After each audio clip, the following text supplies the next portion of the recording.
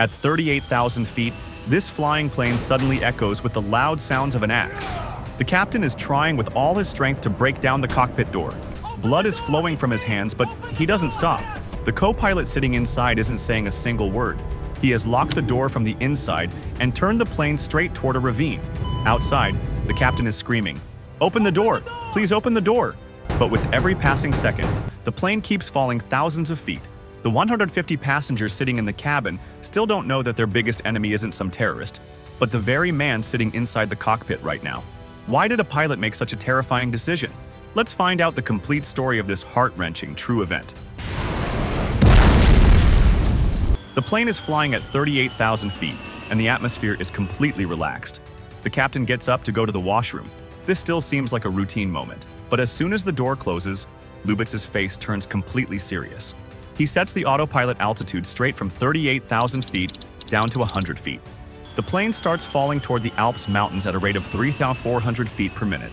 After this, Lubitz sets the cockpit door control to lock mode so that no emergency code from outside can open the door. In the washroom, the captain feels a slight jerk, but he takes it as normal turbulence. Outside in the sky, Germanwings' white plane is rapidly falling. This descent starts appearing on radar, and French ATC is surprised why the plane is losing altitude without clearance. Repeated radio calls get no answer. The situation seems so unusual that French authorities declare an emergency, and a fighter jet is sent to see whether the plane has possibly been hijacked. Meanwhile, the captain returns and knocks on the door. "It's me, open the door." No answer. On the intercom too, there's only silence. In panic, he enters the emergency code, hoping the door will unlock itself after 30 seconds. But this time, the door doesn't respond, because Lubitz has manually overridden the lock from inside. Now the captain realizes this isn't some technical glitch, but a deliberate act. Later, the cockpit voice recorder reveals that only one sound was being recorded inside at that time: Lubitz's normal breathing.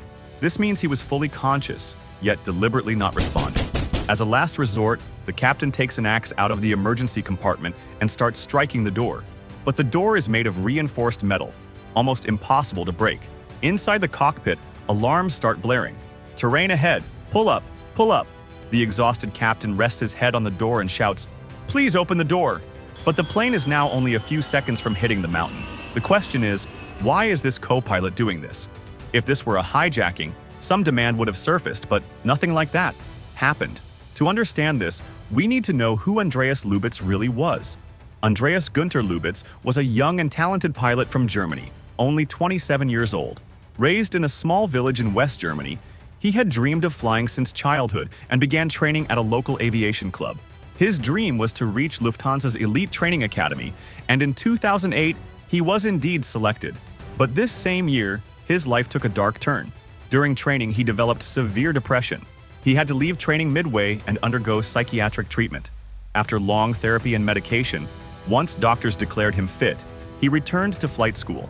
In early 2015, his long-term girlfriend revealed that he had once said, "One day I will do something that will change the whole system, and then everyone will remember my name." Relationship crisis, career pressure, and inner mental exhaustion. All of this together was brewing a storm inside him. In the cabin, passengers now start to understand something is wrong. People feel vibrations, some look out the window and see clouds moving upward, meaning the plane is descending. Panic has spread. Sounds of screaming and crying echo.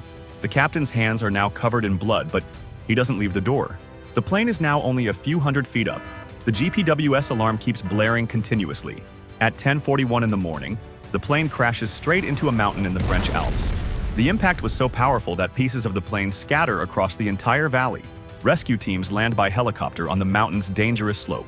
No part of the plane remains intact, because the collision happened at a speed of more than 700 kilometers per hour. The next day, the B team reaches the site and immediately begins searching for the black box. After 2 days of searching, the cockpit voice recorder is found. Investigators are shocked listening to the recording. Normal conversation, then the captain going to the washroom, the clicking sound of the door locking, then the captain's desperate knocking, the axe strikes, the alarms, and just the sound of Lubitz's steady breathing. It becomes clear that this wasn't an accident, but a deliberate act. French authorities and Lufthansa confirm this truth, and hearing this news, the whole world is left stunned. German investigators search Lubitz's home, where they find several torn medical notes clearly stating that he was not fit to work and needed hospital-level psychiatric treatment. His laptop's search history reveals keywords like cockpit door security systems, suicide methods, and plane crashes.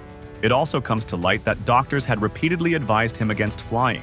When Lufthansa learns that their pilot was mentally unstable and that they had failed to notice it, questions are also raised about the airline's management.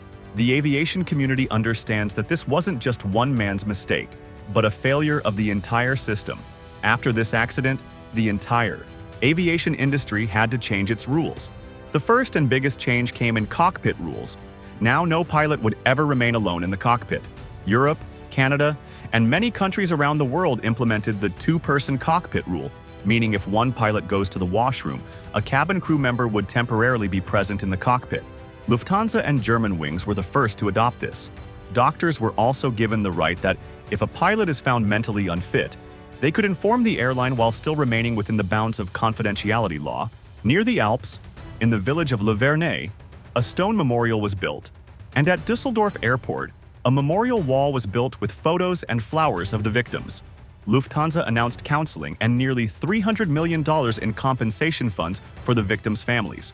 In the German town of Haltern, from where an entire school group was on that flight, 18 trees were planted, in memory of those 16 children and 2 teachers.